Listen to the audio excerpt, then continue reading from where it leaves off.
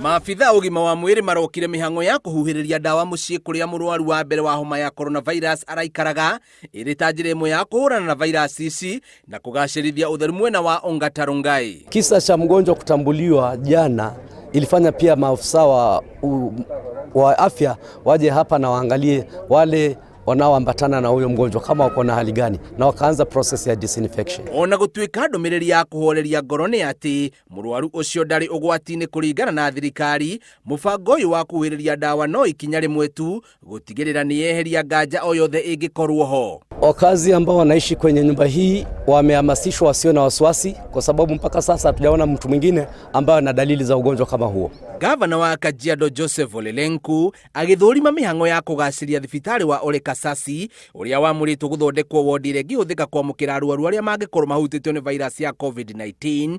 Nĩaugĩte marigitari nĩ mamũkĩrĩte gĩthomo kĩiganu gĩa kũhũrana na mũrimũ ũyũ. Tayari tumetenga isolation centers kama kaunti mbili, moja katika Kajiado North ambayo itashughulikia Kajiado North na Kajiado West hapo Ole Kasasi Ongata Rongai, na ingine katika hospitali yetu kuu ya Kajiado pale Kajiado Town ambayo itashughulikia sehemu zingine za county. Isolation center hizi tayari zimefanywa fumigation, ambulance imewekwa pale, madaktari wamefundishwa vile ya kuhamasisha wananchi, na tuko na uhakika kwamba hatua hizi tumechukua itasaidia pakubwa. Kĩgĩna gĩa kũhũrana na ũgwati ta ũyũ nĩ kĩigĩtwo keheri-inĩ nĩ thirikari ya Kajiado. Tayari kama serikali ya county tumeanza kuweka mikakati ya kuchukua hatua za kuhakikisha kwamba virus hili haienei, kwa kuhamasisha wananchi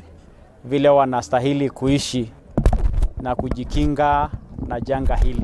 Rĩu mũingĩ nĩ ũrĩtio gwĩthambaga moko maita maingĩ nĩguo gwĩthema gũtherema kwa virus ĩno ya COVID-19. Ngĩribotera Inooro TV, njĩtagwo Biũ wa Wambui.